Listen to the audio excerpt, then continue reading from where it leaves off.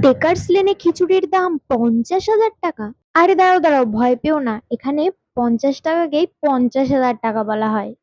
জয়মা তারা হোটেলের কথা তো তোমরা অনেকেই শুনেছো।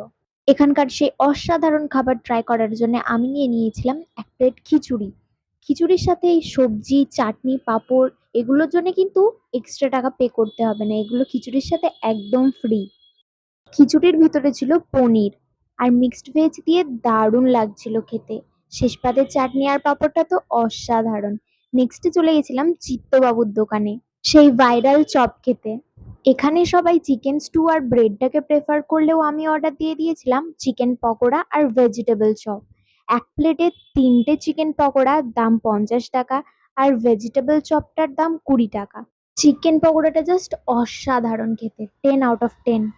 চিত্তবাবুর দোকান যে এমনি এমনি ফেমাস না, সেটাই চিকেন পকোড়াটা খেয়েই বুঝে গেছিলাম। ভেজিটেবল চপটা আমার ঠিকঠাক লেগেছে। এখানকার চিকেন স্টুটা কেউ যদি ট্রাই করে থাকো, সেটা কেমন খেতে কমেন্টে জানাতে একদম ভুলো না। নেক্সটে একটু সামনে যেতেই দেখলাম এই ফালতু টি সেন্টারটা।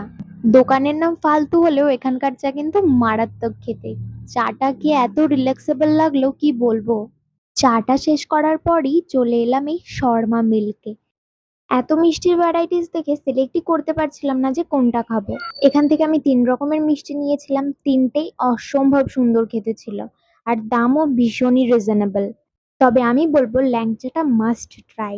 লাস্টে মিষ্টি খেয়ে আমি তো বাড়ির দিকে রওনা দিলাম। তোমরা কবে আসছো?